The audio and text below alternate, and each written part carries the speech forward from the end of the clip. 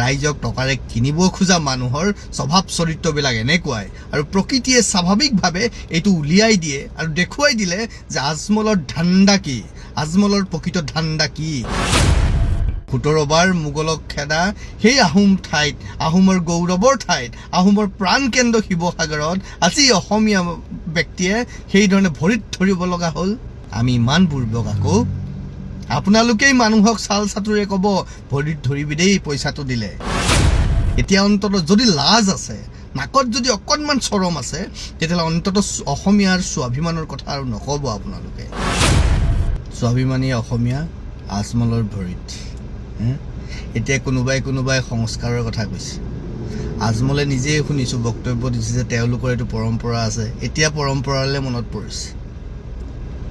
আজমল চাহাব বা আজমল চাহাবক লৈ পেলাই এই গোটেই ঘৰত বহুৱাই শৃংখল চিটুৱতে ঘৰত বহুৱাই পৰিয়ালৰ লগত চিনাকি কৰি চাহ ভাত খুৱাই ভাই চিঞৰ বাখৰ কৰি আছে। আৰে নিজৰ ভাই হ'লে কৈ থাকিব লাগে নেকি? নিজৰ ভাইৰ চিনাকি সংবাদ মাধ্যমৰ আগত দিব লাগে নেকি? সংবাদ মাধ্যমক লগত লৈ ক'ব লাগে নেকি এওঁ মোৰ ভাই, এওঁ মোৰ ভাই? ভাইৰ চিনাকি দি থাকিবলগীয়া নহয়। আৰু যেতিয়া ভাইৰ চিনাকি দিব লগা হয় তেতিয়াহ'লে কি হয়? এয়া ষড়যন্ত্ৰ হয়, এয়া সুবিধাবাদ হয়, এয়া স্বাৰ্থ পূৰণৰ আখৰা হয়। আমাক বুৰ্বক ভাবিছে। বোলে ৰাইজেহে কৈছে তাৰ পৰা মাটি দিব বুলি ছুপাৰ 40 বনাবলৈ আজমলৰ। ৰাইজেহে কৈছে তাৰ পৰা মাটি দিবলৈ বোলে ছুপাৰ স্পেচিয়েলিটি হস্পিটেল বনাবলৈ। এই যে মুখ্যমন্ত্ৰীৰ জন আশীৰ্বাদ যাত্ৰাটো যেতিয়া হৈছিল, তেতিয়া যে বুলডোজাৰবিলাকে যে ফুল ছটিয়াইছিল, সেইটো কোনে কৰিলে? সেইটো মুখ্যমন্ত্ৰীৰ বা কোনোবাই ব্যৱস্থা নকৰাকৈ হৈছিল নেকি? নে নিজে নিজে বুলডোজাৰ আহি গ'ল, তাৰ পৰা ফুল বৰষাই দিলে, নিজে হৈ গ'ল নেকি? কোনেও নকৰাকৈ, কোনো ব্যৱস্থা নকৰাকৈ ইমান শ বুলডোজাৰ আহি যাব পাৰে নেকি? আমাক ইমান ষ্টুপিড বুলি ভাবিছে নেকি? আপোনালোক হৈ থাকক না ষ্টুপিড, আপোনালোক হৈ থাকক অতি চতুৰ যি বুলি ভাবে আপোনালোক। প্ৰতিটো বস্তু অল আৰ পেইড এজেণ্টছ। যিবিলাকে মাটি দিয়াৰ কথা কৈছে, যিবিলাকে ৰাজহুৱা সভাত ছুপাৰ স্পেচিয়েলিটি হস্পিটেল ছুপাৰ 40ৰ প্ৰসংগ ওলাইছে, all R paid agents of Ajmal. চব আজমলৰ পেইড এজেণ্ট। ক'ৰবাত নহয় ক'ৰবাত সেই মানুহবিলাক ডিৰেক্টলি ইনডাইৰেক্টলি আজমলৰ লগত জড়িত হৈ আছে বা আজমলৰ কোনোবা এজেণ্টৰ দ্বাৰা তেওঁলোক প্ৰজেক্ট কৰা হৈছে সেইবিলাক ক'বলৈ। গাধাহঁত বুজি পোৱা নাই এতিয়াও। দেখুৱাই দিলে সেইকাৰণে। এতিয়া অন্তত যদি লাজ আছে, নাকত যদি অকণমান চৰম আছে, তেতিয়াহ'লে অন্তত অসমীয়াৰ স্বাভিমানৰ কথা আৰু নক'ব আপোনালোকে। মই কওঁতে কি কৈছিলোঁ মই? যে এই সময়ত মানুহৰ খোৱা বোৱা নহয়, গৃহ নিৰ্মাণৰ কথা আছে, শৌচালয়ৰ কথা আছে, তেওঁলোকক ৰিহেবিলিটেশ্যনৰ কথা আছে, সেইবিলাক পাতিব লাগে। এইখিনি সময়ত আমি ছুপাৰ স্পেচিয়েলিটি হস্পিটেলৰ কথা পাতিব নালাগে। এইখিনি সময়ত আমি ছুপাৰ 40 জাতীয় কথাবিলাক পাতিব নালাগে। এইবিলাক কথা পাতিবলৈ আমি পিছত সময় পাম, কিন্তু নাই। ৰাইজক টকাৰে কিনিব খোজা মানুহৰ স্বভাৱ চৰিত্ৰবিলাক এনেকুৱাই আৰু প্ৰকৃতিয়ে স্বাভাৱিকভাৱে এইটো উলিয়াই দিয়ে আৰু দেখুৱাই দিলে যে আজমলৰ ধান্দা কি, আজমলৰ প্ৰকৃত ধান্দা কি। যে বানত সাহায্য কৰিবলৈ আহি তেওঁ কি কৰিব খুজিছিল জানে? নাজিৰাৰ বেছিভাগ অঞ্চলত আজমলৰ বেপাৰ আছে আৰু গৰুবিলাক, সাঁচি গছবিলাক আজমলে নাজিৰা এইফালৰ পৰা লৈ যায়। তাৰমানে তেওঁ বেপাৰটো যাতে বেয়া হৈ নাযায় তাৰ কাৰণে আপোনালোকৰ মাজলৈ আহিছিলে। হিন্দু মুছলমান আমি কৰা নাই। হিন্দু মুছলমান ভাই বুলি প্ৰমাণ কৰিবলৈ গৈ প্ৰত্যেকজন মুছলমানে প্ৰমাণ কৰিছে যিমান আহিছে তালৈ। মোক বেয়া পাওক না, মোৰ নামত কুকুৰ পোহক আপোনালোকে, মোক ঠাট্টা মস্কৰা কৰক, কিন্তু তেওঁলোকৰ যিটো এজেণ্ডা 1905 চনত মুছলিম লীগ গঠন হোৱাৰে পৰা অসমক সেই বাংলাদেশৰ লগত, আজিৰ বাংলাদেশ তেতিয়া পূব পাকিস্তানৰ লগত লগ লগোৱাৰ যিটো প্ৰক্ৰিয়া, সেই প্ৰক্ৰিয়া আজিও চলি আছে। কিন্তু কিয় আপোনালোকে বুজা নাই? মই অনুভৱ কৰিব পৰা নাই। 17 বাৰ মোগলক খেদা সেই আহোম ঠাইত, আহোমৰ গৌৰৱৰ ঠাইত, আহোমৰ প্ৰাণকেন্দ্ৰ শিৱসাগৰত আজি অসমীয়া ব্যক্তিয়ে সেইধৰণে ভৰিত ধৰিব লগা হ'ল। কৈছে আমি মানা কৰিছোঁ নহয়। আৰে আমি ইমান বুৰ্বক আকৌ। আপোনালোকেই মানুহক চাল চাতুৰে ক'ব ভৰিত ধৰিবি দেই পইচাটো দিলে। কাৰণ এইটো আসুৰিক তৃপ্তি ল'ব লাগিব যে ভিতৰৰ পৰা চাহ অসমীয়া চাহ, তহঁতে ইয়াৰ পৰা মিয়া খেদিছিলি, তহঁতে ইয়াৰ পৰা মুছলমান খেদিছিলি, আজি তহঁতে 500 টকাৰ কাৰণে মোৰ ভৰিত পৰিছ, এইটো দেখুৱাই দিলে আজমলে। বাহ অসমীয়া, বাহ বাহ, স্বাভিমান, এয়া স্বাভিমান। থপৰিয়াব মন গৈছে নিজৰ গালত আপোনালোকৰ স্বাভিমান দেখি, আপোনালোকৰ মৰ্যাদা দেখি যদি অকণমানো লাজ আছে নহয়, সামাজিক জীৱনত আহি আৰু অসমীয়া স্বাভিমানৰ কথা নক'ব, অসমীয়া গৰিমাৰ কথা নক'ব, শেষ কৰি পেলালে চব। সংস্কাৰ, আমি সংস্কাৰৰ কথা ক'লে উগ্ৰ হিন্দুত্ববাদী হৈ যাওঁ। এতিয়া আপোনালোকৰ মুখত সংস্কাৰৰ কথা ওলাইছে, বুজি পায় সংস্কাৰ। আমিবিলাক আচলতে এনেকুৱা ধোবা যে উলংগ সমাজখনত আমাৰ প্ৰয়োজন নাই। উলংগ সমাজত ধোৱাৰ প্ৰয়োজন কি? আমিবিলাক তেনেকুৱা একোটা ধোবা, সেইকাৰণে উলংগ সমাজখনত আমাৰ প্ৰয়োজন নাই। সেইকাৰণে আমি কথা ক'লে আমাক ঠাট্টা মস্কৰা কৰিব সেইসকল স্বাভিমানী অসমীয়াই, সেইসকল স্বাভিমানী ব্যক্তিয়ে। কৰক, আজি কৰক না প্লিজ, আজি আকৌ কওক, গালি পাৰক মোক, মই আজি সুখ পাম। সেই কষ্ট পাওঁ কাৰণেই কৈছোঁ, কাৰণ মই ৰাজনৈতিক কাম কৰা মানুহ নহয়, মোৰ কোনো ৰাজনৈতিক লিপ্সা নাই, বুজিছে? মোৰ কোনো সমাজ সেৱক হোৱাৰ লালসা নাই। মই আপোনালোকৰ পৰা প্ৰশংসা বুটলাৰ মোৰ হাবিয়াস নাই। আচলতে মোৰ কোনো পৰিচয় ৰাখাই আপোনালোকৰ ওচৰত কোনো ইচ্ছা নাই। মই এনেকেই ভাল নীৰৱে সাধনা কৰিম, গৱেষণা কৰিম, যিটো মোৰ কাম। কাৰণ সমাজৰ আগত বৰ কথা কৈ, অসমীয়াৰ মান অভিমানৰ কথা কৈ 500 টকাৰ কাৰণে কাৰোবাক মই ভৰিত ধৰিবলৈ দিব মই নোৱাৰোঁ। কালি এটা ভিডিঅ' আপুনি যেতিয়া উজনি লোকসকলক পইচা দি আছিলে, তেতিয়া আপোনাৰ ভৰি চুই সেৱা কৰি আছিলে। মই চবক না কৰিছোঁ, আৰু কি কৰিম? মাৰিম নেকি? থাপ্পড় দি মাৰিম নেকি? না, মই চবক না কৰিছোঁ বুলি ভাই আমাৰ ইছলামে এইটো নামানে। সেইসকলৰ পৰম্পৰা আছে, সেইসকলে যিকোনো ডাঙৰ মানুহ গেলে, কোনো দান দাতা কোনো মানুহ গেলেই পাঁৱত ধৰি চলাম কৰে। আমাৰ ইয়াত বহুত মুছলমানে কৰে, আমাৰ মুমচিং এলেকাত বহুত মানুহ, আপুনি যাওক, মানুহে পইচা দিলেই চলাম কৰিব, পাঁৱত ধৰি চলাম কৰিব। আমি না কৰোঁ, আমাৰ বুজুৰ্গানে দিনে না কৰি গৈছে, মাঝখানে হুজুৰ, দেওবন্দৰ ওলামা চবে না কৰিছে বুলি সেইটো জায়েজ নহয়। মই না কৰিছোঁ, একজন মানুহ না কৰিছোঁ, তথাপিও কৰে। আপুনি কি কৰিব? মাৰিব নেকি? পইচা দিবলৈ গৈছে, দাণ্ডা মাৰিব। বৰ্তমান সময়ত আপোনালোকৰ গাঁওবিলাকে যে খেলি মেলি কৰিছে আপুনি গম পাইছে? আপুনি কথাটো আমিও ক'ব জানো, কেইটা গাঁওবুঢ়াক এতিয়ালৈকে নিৰূপণ কৰিলে আপোনালোকে? কেইটা গাঁওবুঢ়াক আপোনালোকে পানিছমেণ্ট দিছে? কেইটা গাঁওবুঢ়াৰ ওপৰত আপোনালোকে তদন্ত ঘোষণা কৰিছে? ক'ব পাৰিব? আপোনাৰ মণ্ডলবিলাক এক ছেকেণ্ড, আপোনালোকৰ বাইদেউ, যদি আমাৰ কথাকেইটা আপুনি নুশুনে তেতিয়াহ'লে আমি এইবাৰ গুচি নাযাম। 24 ঘণ্টাই বহিম, দিনে ৰাতিয়ে বহিম, গতিকে কথাটো শুনি লওক। আপোনালোকে ইয়াৰ পৰা মণ্ডলে যিবিলাক নাম দিছিলে, ইয়াৰ পৰা যিবিলাক মণ্ডলে নাম দিছিলে, যিবিলাক মানুহৰ ঘৰত পানী উঠা নাছিল, তেওঁলোকৰ ঘৰত 30,000কৈ টকা সোমাইছে। কাৰ কাৰণে সোমাবলৈ পালে? কাৰ ভুলৰ কাৰণে সোমাবলৈ পালে? যিবিলাক গাঁৱৰ পানী সোমাইছিলে সেই মণ্ডলবিলাকক আপোনালোকে তদন্ত কৰিলে? যিবিলাক মানুহৰ 30,000 সোমালে, আৰু যিবিলাক মানুহে পানীত কক বকাই আছিলে, যিবিলাক মানুহৰ ঘৰ বাৰী উটি গ'ল, যিবিলাক মানুহৰ এটা কাপোৰ নাই, সেই মানুহবিলাকক আপোনালোকে এতিয়ালৈকে 1 টকা পইচা দিব পৰা নাই। আৰু যিবিলাক মানুহৰ কেৱল মাত্ৰ পানী গাঁঠিটো পৰিছিলে ইমান গ'ল, তেওঁলোকৰ একাউণ্টত 30,000 টকা আছে। কিমান তদন্ত কৰিছে আপোনালোকে? তদন্ত ঘোষণা কৰিছে? ইয়াত কোন মণ্ডলে তাত ছাৰ্ভে কৰিছিলে? এটা মণ্ডল গৈ গাঁৱৰ পানী ঘৰ গছকিছিলে। ইয়াত আহি পেলাই তেওঁলোকে বস্তুবিলাক সামৰি বহি থাকে। কোন চিনাকি মানুহক ইয়াৰ পৰা দাইল বস্তাই দিব পাৰি, তেওঁলোকে ইয়াত বহি থাকে। কোন মানুহক পানী কাৰ্টন বেছিকৈ দিব পাৰি, ইয়াত আহি বহি থাকে। তেওঁলোকে গাঁৱৰ সেই পানী চাবলৈ গৈছিলে। কোনটো মণ্ডল গৈছিলে আপোনালোকে মাতি দিয়ক, চাওঁ। মই ইয়াত গৈছিলে এজন যদি গাঁওবুঢ়া গৈছিলে, গাঁৱৰ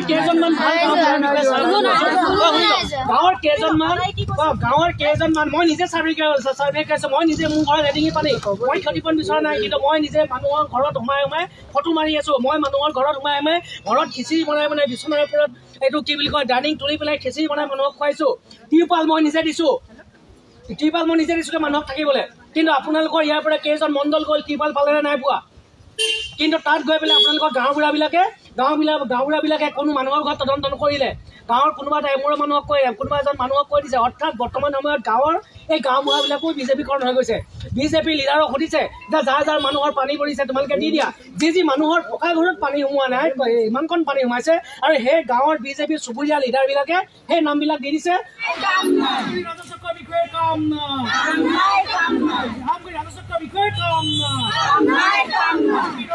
ৰাজনীতিকৰণ নচলিব,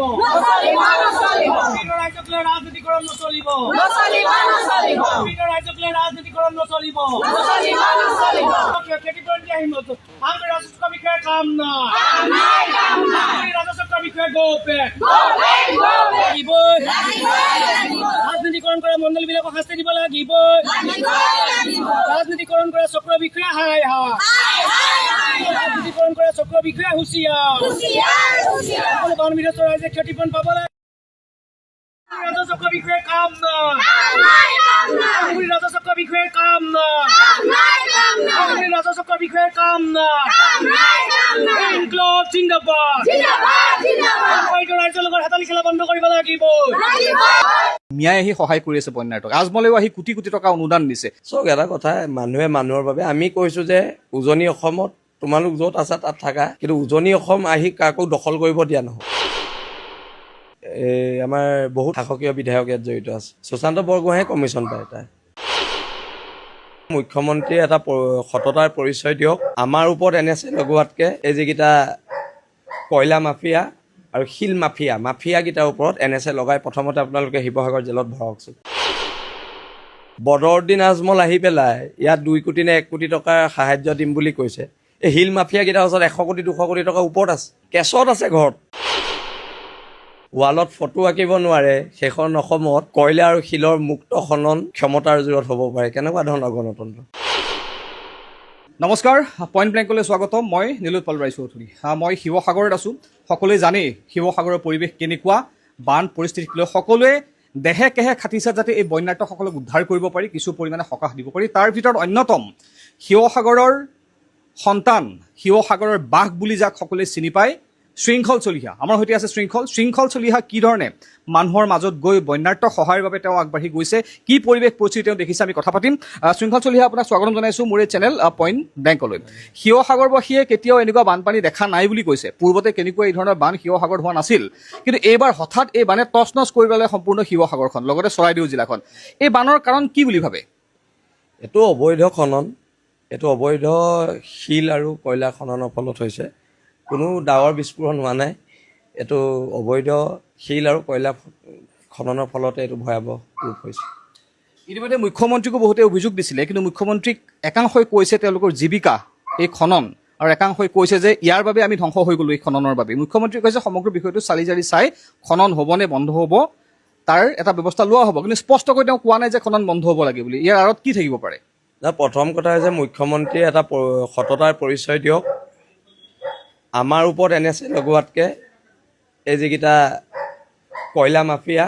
আৰু শিল মাফিয়াকেইটাৰ ওপৰত NSA লগাই প্ৰথমতে আপোনালোকে শিৱসাগৰ জেলত ভৰাওকচোন মই সেইটো মুখ্যমন্ত্ৰীক দাবী জনাইছোঁ আৰু বহুতে কৈছে যে নগা পাহাৰত যি শিল আৰু কয়লাৰ খনন হৈ থাকে এই খননৰ আঁৰত বহুকেইগৰাকী শাসকীয় পক্ষৰ অসমৰ শাসকীয় পক্ষৰ মন্ত্ৰী বিধায়ক জড়িত আছে তেওঁলোকৰ নেতৃত্বত খনন হয় বুলি কয় কি কয় আপুনি আছে আমাৰ বহুত শাসকীয় বিধায়ক ইয়াত জড়িত আছে সুশান্ত বৰগোহাঁয়ে কমিশ্যন পায় তাই আৰু এইবিলাক কথা বতৰাবোৰ আমি জানো আমি ক'লে আমাক NSA লগাই ভৰাই দিয়ে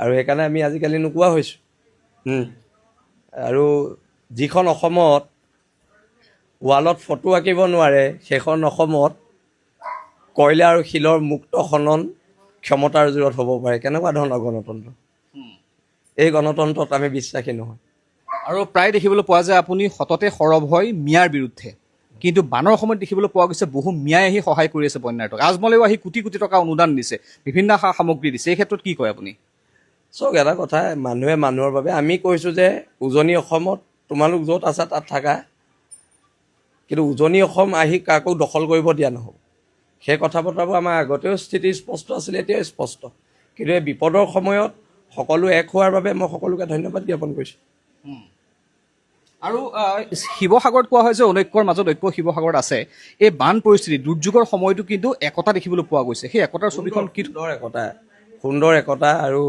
শিৱসাগৰক অসমৰ প্ৰত্যেক জিলাৰ জনগণে আজি সহায় কৰিলে আমি শিৱসাগৰীয়া হিচাপে সদায় আপোনালোকৰ ওচৰত ঋণী সদায় ঋণী এতিয়া এইবাৰ খননৰ বাবে চৰকাৰে ক'ব বিচাৰিছে ডাৱৰ বিস্ফোৰণ কিন্তু আচলতে ওলাইছে যে খননৰ বাবে এই বান পৰিস্থিতিৰ উদ্ভৱ হ'ল অহা বছৰো যে পিছৰ বছৰো যে পৰৱৰ্তী সময়তো যে বান নহ'ব তাৰ কি মানে আছে বা চৰকাৰক আপুনি কি আহ্বান জনাব মই ক'লো না আকৌ শিল খান্দিব আকৌ কয়লা খান্দিব আমি মানুহ মৰোঁ জীও ইহঁতৰ পইচাহে লাগে ইহঁতৰ বেলেগ কিবা কথা বতৰা আছে এতিয়া বদৰুদ্দিন আজমল আহি পেলাই ইয়াত 2 কোটি নে 1 কোটি টকাৰ সাহায্য দিম বুলি কৈছে এই শিল মাফিয়াকেইটাৰ ওচৰত 100 কোটি 200 কোটি টকা ওপৰত আছে কেছত আছে ঘৰত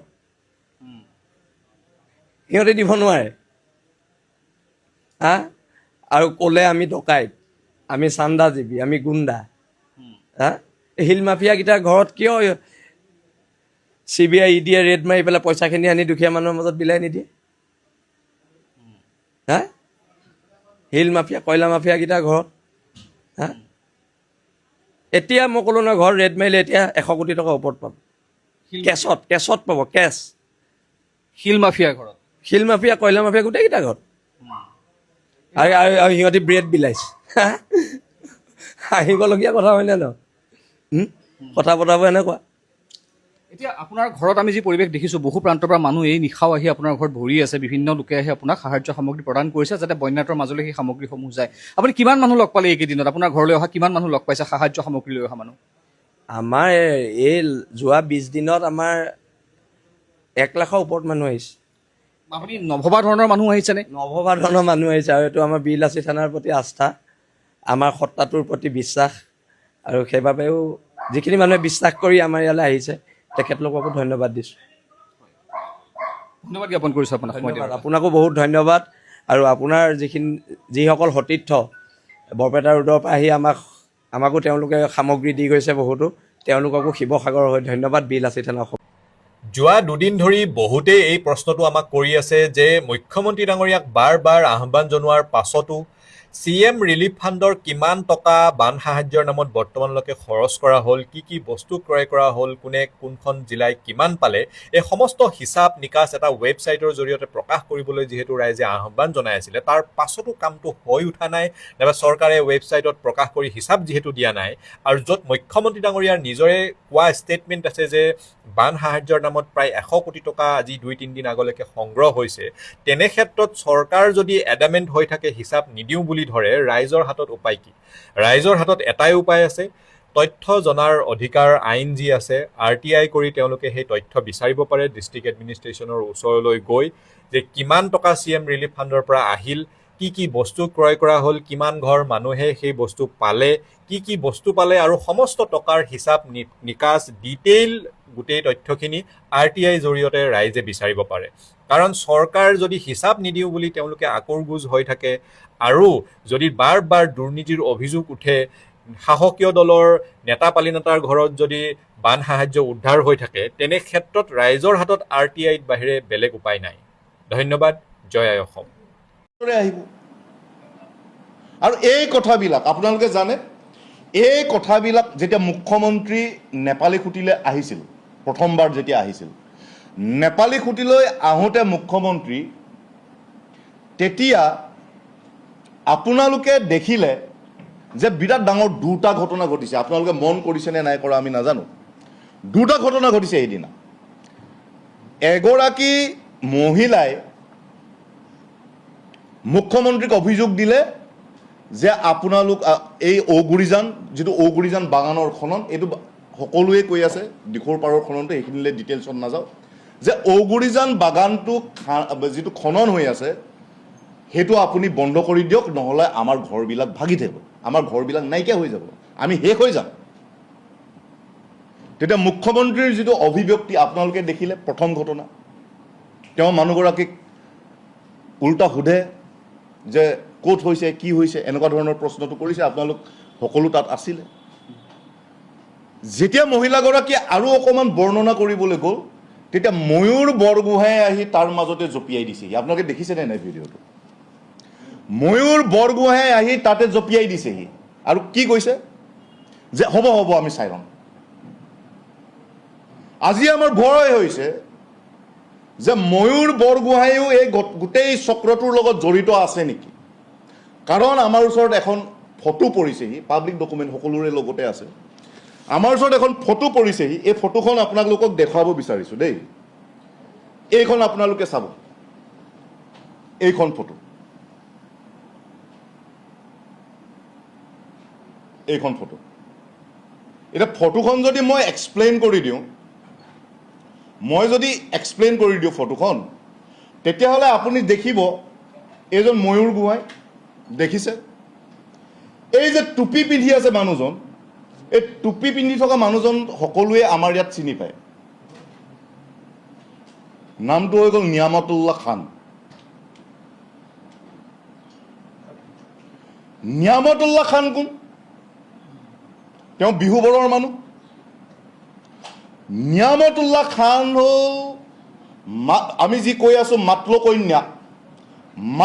কন্যাক গেঙৰ অন্যতম মূল মানুহ। এই মানুহজনে, এই নিয়ামতুল্লাহ খান, এই মানুহজনে যিটো হাৰত পাহাৰ ধ্বংস কৰি কয়লা উলিয়াই আছে সেইটো তবধ মানিব লাগিব আপোনালোকে। তেওঁ এতিয়া চাওক, এই বিজেপিৰ টুপিটো পিন্ধি আছে, এইটো বিজেপিৰ টুপি পিন্ধিছে, দেখিছেনে আপোনালোকে? এটা বিজেপিৰ টুপি, এজন নিয়ামতুল্লাহ খান আৰু ময়ূৰ গোহাঁইৰ লগত। আমি কোৱা নাই যে ময়ূৰ গোহাঁই এই চক্ৰটোত লিড লৈ আছে, কিন্তু নিয়ামতুল্লাহ খানৰ লগত যদি ময়ূৰ গোহাঁই ফটো তোলে তেতিয়াহ'লে আমাৰ উদ্বিগ্নতাটো বাঢ়ি যায় যে আমাৰ সমষ্টিৰ বিধায়কজনো এই গোটেই চক্ৰটোৰ লগত জড়িত হৈ আছে নেকি।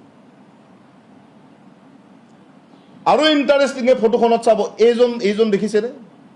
এইজন নিয়ামতুল্লাহ খান আৰু ময়ূৰ বৰগোহাঁইৰ মাজৰ এইজন হৈ গ'ল মাতলো কন্যাকৰ বৰপুত্ৰ, ডাঙৰ পুত্ৰ। তেওঁৰ নাম হ'ল লামুং কন্যা। আৰু মাতলো কন্যাক কোন চাগে আৰু বুজাই ক'ব নালাগে, আমেদ কন্যাক কোন চাগে আপোনালোকক বুজাই ক'ব নালাগে যে আমাৰ বিধায়কগৰাকীয়ে যদি নিয়ামতুল্লাহ খান আৰু আমেদ কন্যাকৰ পুত্ৰক লৈ ফটো উঠে, আমি কোৱা নাই যে ফটো উঠিব নোৱাৰে, ফটো চবেই উঠিব পাৰে, কিন্তু যদি এইটো এটা অশুভ চক্ৰত পৰিণত হৈছে, অশুভ চক্ৰত যদি এটা পৰিণত হৈছে, আমি শুনিছোঁ যে এবাৰ চিণ্ডিকেটৰ আগতে পীযুষ হাজৰিকাহঁতে চলাইছিলে চিণ্ডিকেটটো, গোটেই কয়লাৰ চিণ্ডিকেটটো, এবাৰ নতুন মানুহক দিব বিচাৰিছে। আৰু ময়ূৰ বৰগোহাঁয়ে নিয়ামতুল্লাহ খান আৰু আমেদ কন্যাকৰ বৰপুত্ৰক লৈ ফটো উঠিছে। এইটো ইলেকশ্যনৰ আগৰ ফটো। নিয়ামতুল্লাহ খানে বিজেপিৰ টুপি পিন্ধি আছে, আপুনি দেখিছে। এতিয়া আমাৰ উদ্বিগ্নতা এইকাৰণেই বাঢ়িছে যে যদি আমাৰ সমষ্টিৰ বিধায়কজনে এইবিলাক কয়লা মাফিয়াৰ লগত সম্পৰ্ক ৰাখে, মাতলো কন্যাকৰ বৰপুত্ৰৰ লগত সম্পৰ্ক ৰাখে, আমি নাগালেণ্ডৰ কয়লাৰ খনন বন্ধ কৰিব পাৰিমনে? আমি নাগালেণ্ডৰ কয়লা খনন বন্ধ কৰিব পাৰিমনে? আমি দিখৌৰ যিটো খনন, দিখৌৰ যিটো আপোনালোকে জানে দিখৌখন কেনেকৈ খান্দি শেষ কৰি পেলাইছে, আপোনালোক স্থানীয় সাংবাদিক সকলোৱে জানে দিখৌখন কেনেকৈ খান্দি শেষ কৰি পেলাইছে, গোটেই দিখৌৰ পাৰবিলাক। যদি স্থানীয় বিধায়কজনেই এই মাফিয়াবিলাকৰ লগত লগ লাগে তেতিয়াহ'লে আমি আমাৰ জেগাবিলাক বচাব পাৰিমনে? আমি নাজিৰাখন, আমাৰ শিমলুগুৰি, আমাৰ চেতিয়া সন্দিকৈ গাঁও, আমাৰ বিহুবৰ, আমাৰ চন্ত, আমাৰ ৰজাপুল, আমাৰ হোলাং কাটনি, গেলেকী, এইবিলাক ঠাই আমি বচাব পাৰিমনে? মই পুনৰবাৰ কৈছোঁ, ময়ূৰ বৰগোহাঁই ইয়াত সম্পূৰ্ণ জড়িত আছেনে নাই সেইটো সময়ে তাৰ উত্তৰ দিব, কোনো লুকুৱাই ৰাখিব নোৱাৰে। কিন্তু এটা কথাটো খাটাং যে এই ফটোখনে আমাক উদ্বিগ্ন কৰিছে, এই ফটোখনে আমাক উদ্বিগ্ন কৰিছে। গতিকে আমি মুখ্যমন্ত্ৰী মহোদয়ক এটাই আহ্বান জনাব বিচাৰোঁ এই সংবাদমেলৰ যোগেদি যে এই নগা পাহাৰৰ কয়লা খনন, দিখৌৰ পাৰ খনন, এইটো অতি শীঘ্ৰে বন্ধ কৰিব লাগে। কিন্তু মুখ্যমন্ত্ৰীয়ে কয় যে মই কেনেকৈ বন্ধ কৰিম। মুখ্যমন্ত্ৰীয়ে কৈছিল নাই মই কেনেকৈ বন্ধ কৰিম। তাৰমানে গোটেই ঘটনাটোক লৈ মুখ্যমন্ত্ৰীৰ যিটো কেজুৱেল এটিচিউড, অতি টুলুঙা যিটো, তেওঁ কয় যে মই কেনেকৈ বন্ধ কৰিম খনন, নাগালেণ্ডত হৈছে। তুমি নাগালেণ্ডত কয়লা খননটো বন্ধ কৰিব নোৱাৰা, তোমাক আকৌ নৰ্থ ইষ্টৰ নেডাৰ অধ্যক্ষও পাতি ৰাখে। তুমি ঠিক আছে, তুমি নাগালেণ্ডৰ কয়লা খননটো তুমি বন্ধ কৰিব নোৱাৰা, কিন্তু নাগালেণ্ডৰ কয়লাখিনি নিজে উৰি উৰি গৈ বিহাৰ আৰু ঝাৰখণ্ডলৈ গুচি নাযায় শ্ৰীৰামপুৰ গেট হৈ। নাগালেণ্ডৰ কয়লাখিনি যদি যাব লাগে নাগিনীমাৰা হৈ যাব লাগিব, নাগিনীমাৰা হৈ আমাৰ এইটো ৰাস্তাত যাব লাগিব, যদি যাব লাগে গেলেকী হৈ যাব লাগিব, আৰু যদি যাব লাগে তুলি হৈ যাব লাগিব, আৰু আমাৰ ৰাস্তাৰ মাজেদিতো পাৰ হৈ যাব লাগিব। কয়লাখিনিতো নিজে উৰি উৰি নাযায়। তুমি পিছে সেইটো বন্ধ কৰিব পাৰিবানে নোৱাৰা?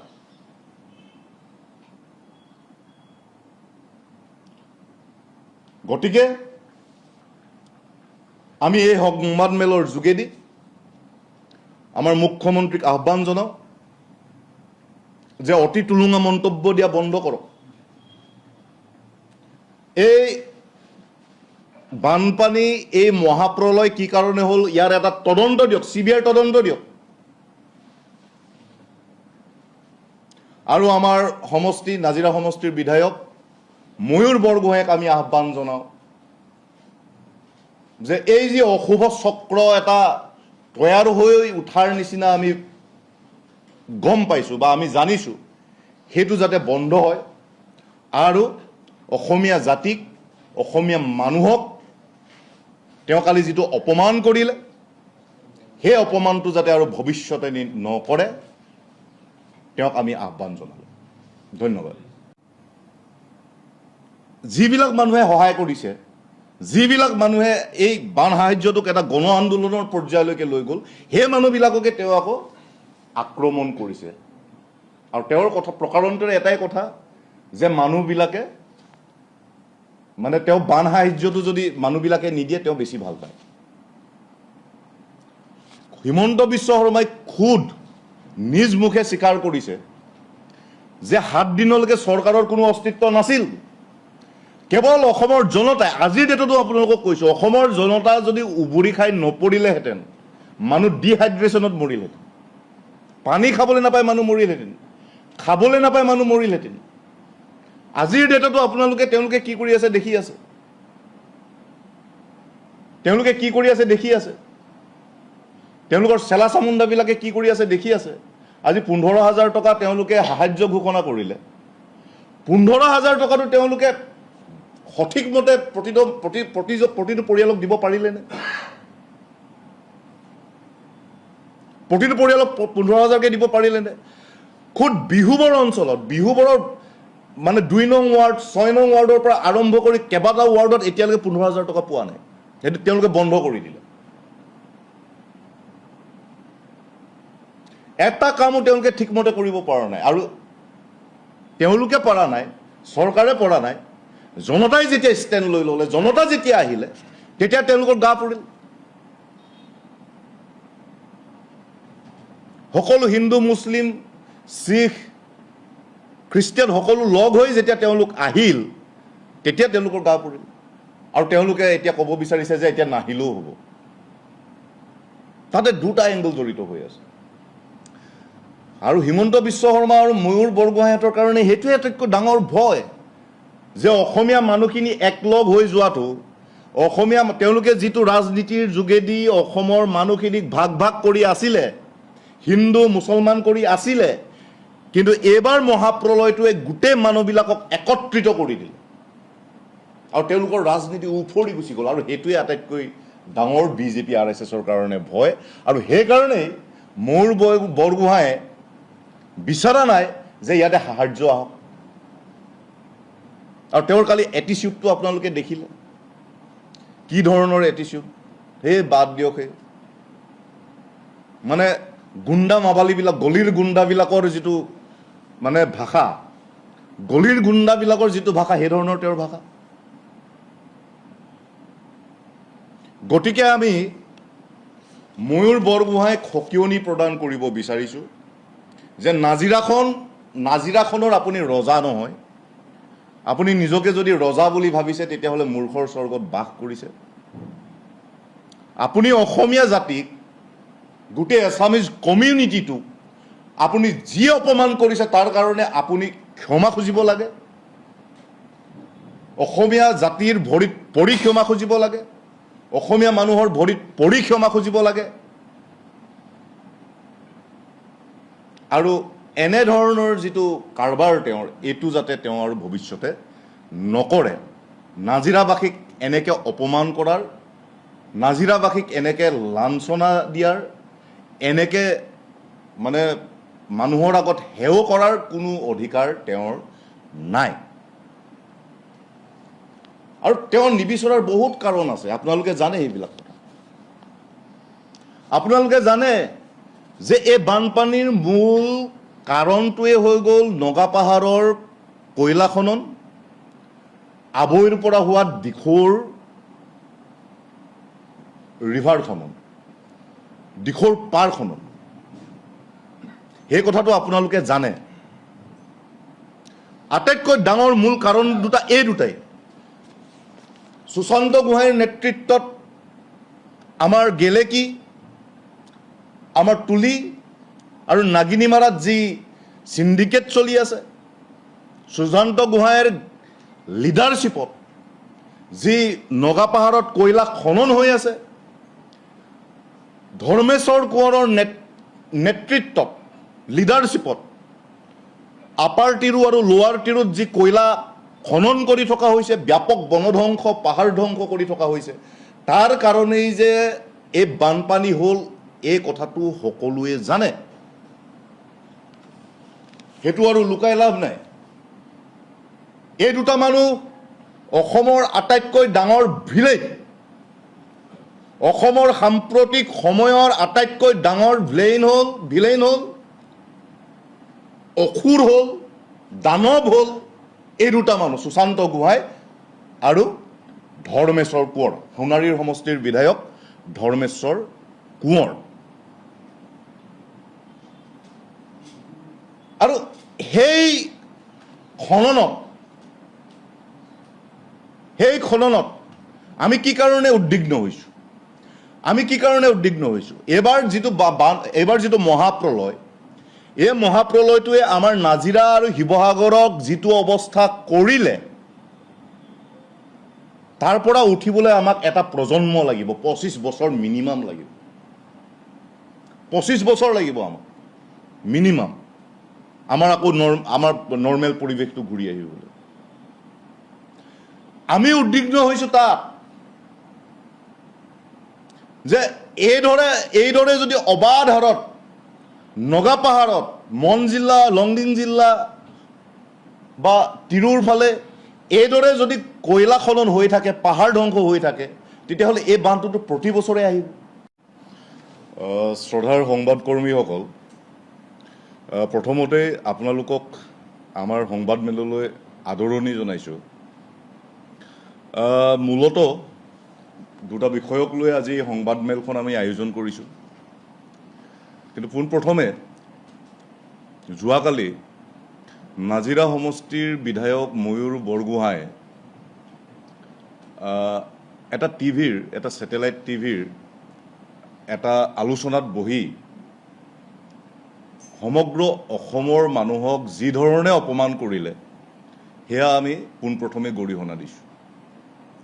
সেই আলোচনাটোত বহি লৈ তেওঁ কি কৈছে যে 19, 20, 21 তাৰিখে, মানে যিকেইদিন 19 তাৰিখৰ পৰা আমাৰ যিটো মহাপ্ৰলয়টো আহিল, সেইকেইদিন কোনো ফিল্ডত নাছিল।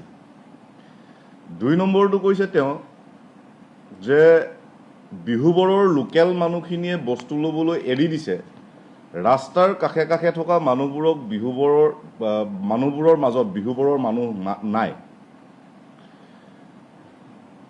আৰু তেওঁ প্ৰকাৰান্তৰে এটা কথাই ক'ব বিচাৰিছিল যে যিখিনি মানুহে, সমগ্ৰ অসমৰ মানুহে, প্ৰায় শদিয়াৰ পৰা ধুবুৰীলৈ প্ৰতিটো প্ৰান্তৰ, প্ৰতিটো অঞ্চলৰ মানুহে আমাৰ নাজিৰা আৰু শিৱসাগৰলৈ আহি যি ধৰণে আমাৰ ইয়াৰ মানুহখিনিক, প্ৰলয় আক্ৰান্ত, বানাক্ৰান্ত মানুহখিনিক সহায় কৰিলে, সেয়া আছিল এটা অভূতপূৰ্ব। এইটো এটা অভূতপূৰ্ব ঘটনা, অসমৰ ইতিহাসৰে অভূতপূৰ্ব ঘটনা। আৰু এই যে মহাপ্ৰলয়টো হ'ল, এই মহাপ্ৰলয়টো অসমৰ ইতিহাসৰ আটাইতকৈ ডাঙৰ মহাপ্ৰলয়। আৰু অসমৰ ইতিহাসৰ আটাইতকৈ ডাঙৰ মহাপ্ৰলয়টোত অসমৰ মানুহে এটা জাতি হিচাপে যেনেকৈ ওলাই আহিলে, সেয়া এটা অভূতপূৰ্ব পৰিৱেশ।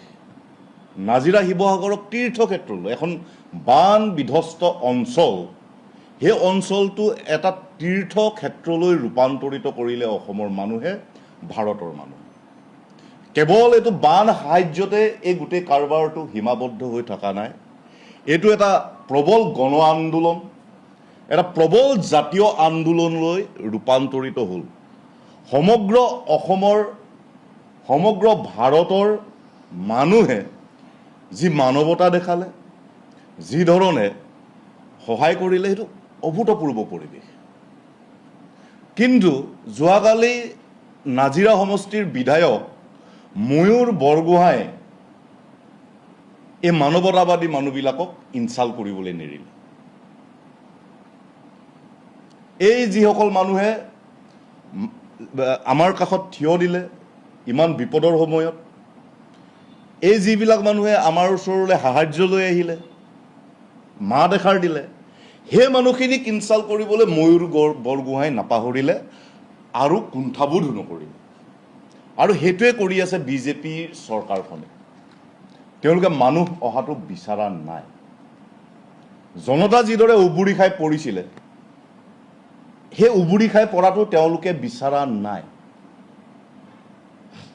কাৰণ তেওঁলোকে সমাজখনক, আমাৰ গোটেই সমাজখনক ভাগ ভাগ কৰি ৰাজনীতি কৰিব বিচাৰে। ধৰ্মৰ নামত হিন্দু আৰু মুছলমানৰ মাজত কাজিয়া লগাই ৰাজনীতি কৰিব বিচাৰে। জাতি আৰু জাতিৰ মাজত কাজিয়া লগাই ৰাজনীতি কৰিব বিচাৰে। আৰু এইবাৰৰ বানপানীয়ে, এইবাৰৰ মহাপ্ৰলয়ত অসমৰ মানুহে যি ধৰণে ষ্টেণ্ড দিলে, যি মানৱতা দেখালে, সেই ষ্টেণ্ডটোৱে, সেই মানৱতাটোৱে বিজেপি RSSৰ সাম্প্ৰদায়িক ৰাজনীতিক উটুৱাই লৈ গুচি গ'ল। আৰু আটাইতকৈ তাতে টেনশ্যন হৈছে মুখ্যমন্ত্ৰীৰ আৰু মুখ্যমন্ত্ৰীৰ চেলা চামুণ্ডাবিলাকৰ। আৰু তাতে টেনশ্যন হৈছে ময়ূৰ বৰগোহাঁই। গতিকে আমি পোনপ্ৰথমে ময়ূৰ বৰগোহাঁই ডাঙৰীয়াক আহ্বান জনাব বিচাৰোঁ, সকিয়নি প্ৰদান কৰিব বিচাৰোঁ যে এইখন এখন গণতান্ত্ৰিক দেশ। এই গণতান্ত্ৰিক দেশখনত এই নাজিৰা সমষ্টিটো আপুনি নাজিৰা সমষ্টিটোৰ ৰজা নহয়। কেৱল আপুনি ইয়াত আপুনিয়ে নাথাকে, ইয়াত অসমীয়া মানুহ থাকে, প্ৰতিটো জাতি জনগোষ্ঠীৰ ধৰ্মাৱলম্বী মানুহ থাকে। গতিকে আপুনি ৰজাৰ নিচিনা আচৰণ কৰিবলৈ বাদ দিয়ক। আপুনি ৰজাৰ নিচিনা আচৰণ নকৰিব। আপুনি নাজিৰাবাসীক লজ্জিত কৰিছে। আপুনি নাজিৰাবাসীক সমগ্ৰ অসমৰ মানুহৰ ওচৰত, ভাৰতৰ মানুহৰ ওচৰত অপমানিত কৰিছে। আৰু যিটো কথা আমি সহ্য কৰিব নোৱাৰোঁ। যি প্ৰবল জাতীয়তাবোধ এই মহাপ্ৰলয়টোৱে লৈ আহিল, এটা প্ৰবল গণজোৱাৰ বা গণ আন্দোলনলৈ এইটো ৰূপান্তৰিত হ'ল গোটেই সাহাৰ্যটো। এতিয়াও মানুহ আহি আছে বিহুবোৰলৈ, এতিয়াও মানুহ আহি আছে ৰজাপুললৈ, এতিয়াও মানুহ আহি আছে হোলাং কাটনি গেলে গেলে। আৰু সেই মানুহখিনিক অপমান কৰিছে তেওঁ। গতিকে ময়ূৰ বৰগোহাঁইক আমি সকিয়নি দিছোঁ যে আপুনি ৰজাৰ নিচিনা আচৰণ বাদ দিয়ক। কেৱল নাজিৰাখন কেৱল আপোনাৰ জেগা নহয় বা ঠাই নহয়। এই নাজিৰাখনত আমি চব আছোঁ। আমি চবেই বিচাৰিছোঁ যে ইয়ালৈ চব আহক। 2 নম্বৰ যিটো কথা যে NDRF SDRF মানে হিৰোৰ নিচিনা কাম কৰিলে। আৰু তেওঁ কৈছে যে 19 তাৰিখৰ পৰা 21 তাৰিখলৈকে বোলে কোনোৱেই নাছিল ইয়াত। তেওঁ নিজেই নাছিল 19 তাৰিখৰ পৰা 21 তাৰিখলৈকে। আপোনালোকে হয়তো জানে, দেখিছিলে আপোনালোকে ময়ূৰ বৰগোহাঁইক 19, 20, 21 তাৰিখে যেতিয়া মানুহে পানী খাবলৈ পোৱা নাছিল, যেতিয়া NDRF SDRFক ফোন কৰি মানুহ ভাগৰি গৈছিল। মানুহ উদ্ধাৰ কৰিবলৈ NDRF SDRFক, এডমিনিষ্ট্ৰেশ্যনক, নাজিৰা যিটো সমজিল্লা প্ৰশাসন, ফোন কৰি কৰি মানুহ ভাগৰি গৈছিল, তেওঁলোকে ফোন নুঠায়, মানুহক সহায় নকৰে, এখন নাও যোগান নিদিয়ে। সেই সময়ত আপোনালোকে ময়ূৰ বৰগোহাঁইক দেখিছিল নেকি? 19, 20, 21 তাৰিখে ময়ূৰ বৰগোহাঁই নাছিল ইয়াত। আপোনালোকে হয়তো জানে তেওঁ ক'ত আছিল। তেওঁ আছিল ক'ত? নাগপুৰত RSSৰ ট্ৰেইনিং লৈ।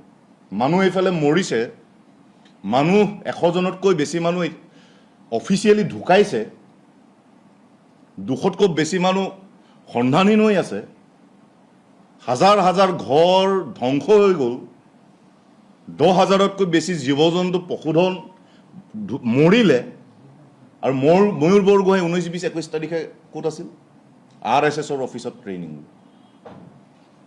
এটা কথা কৈ দিওঁ যে মন জিলা আৰু লংডিং জিলাত যিদিনা ভূমিস্খলন হৈছিলে, বিৰাট পৰিমাণৰ মানে 17, 18, 19 তাৰিখে বৰষুণ হৈছিলে, এই কথাটো কি অসম চৰকাৰে জনা নাছিল? 5 ঘণ্টাৰ আগত মন জিলাত আৰু লংডিং জিলাত তাণ্ডৱ সৃষ্টি কৰিছে বিষয়ে, সেই কথাটো কি চৰকাৰখনে জনা নাছিল? কিয় অসমৰ মানুহক বা এই 3খন জিলাৰ মানুহক সতৰ্ক কৰি নিদিলে বা জাননী নিদিলে যে এনেকুৱা এটা ঘটনা ঘটিব পাৰে? 1 নম্বৰ, ৰাজ্য চৰকাৰৰ এই ভূমিকাটোত আমি সন্দেহ প্ৰকাশ কৰিছোঁ। কাৰণ আপোনালোকে জানে যে বিজেপি RSSক যদি ৰেজিষ্ট কৰি আছে, এইটো অঞ্চলেই ৰেজিষ্ট কৰি আছে, প্ৰতিৰোধ কৰি আছে। আমি এতিয়া সন্দেহ কৰিবলৈ বাধ্য হৈছোঁ, আঁৰত কিবা ষড়যন্ত্ৰ আছিল নেকি? তাৰপিছত প্ৰশাসনৰ ভূমিকাটোতো আৰু ক'ব নালাগে। মানুহে ফোন কৰি কৰি পাগল হৈ গ'ল, তেওঁলোকে ফোন ৰিচিভ নকৰে। নাজিৰাৰ সমজিলা আয়ুক্ত, চাৰ্কল অফিচাৰ, দুৰ্যোগ ব্যৱস্থাপনাৰ দায়িত্বত থকা বিষয়ববীয়াসকল, কোনোৱেওতো নেদেখিলে। মানুহ দেখিছিলে নেকি? সাধাৰণ মানুহেহে উদ্ধাৰ কৰিছে মানুহখিনিক, সাধাৰণ মানুহেহে উদ্ধাৰ কৰিছে। চৰকাৰেতো 7 দিনলৈকে কি কৰি আছে একো গমেই নাপায়।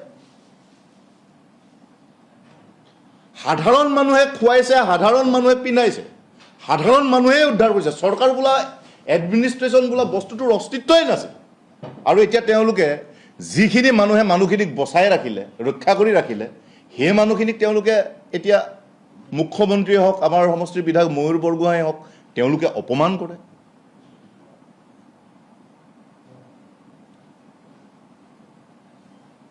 ভাবকচোন কথাটো আপোনালোকে।